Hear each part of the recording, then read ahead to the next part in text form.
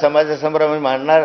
माझा वारंवार सांगितलेलं या ठिकाणी की या संदर्भामध्ये मी वारंवार गिरीश महाजनांच्या संदर्भामध्ये हनी ट्रॅपच्या संदर्भात जे प्रभूत लोढा सांगतोय त्याचे उत्तर सरकार का देत नाही. त्या सीडीचं काय एवढं हे होत नाही. मी स्वतः ती सीडी पाहिलेली आहे.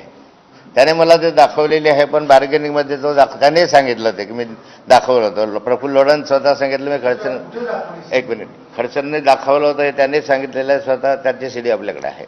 पण जे दाखवलं ते माझ्याकडे नाही आहे. त्याने दिलंच नाही असंही त्यांनी सांगितलं. मी दिलेलं नव्हतं.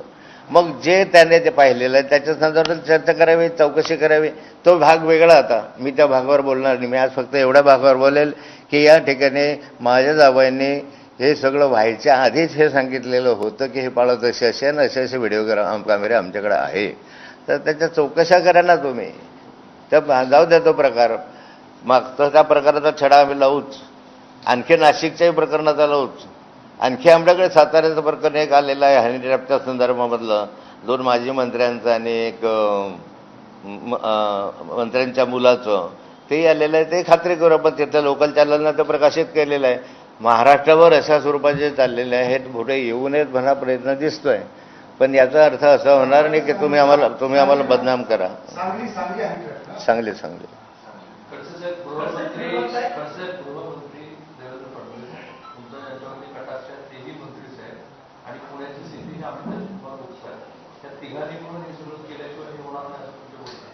मला असं कोणावर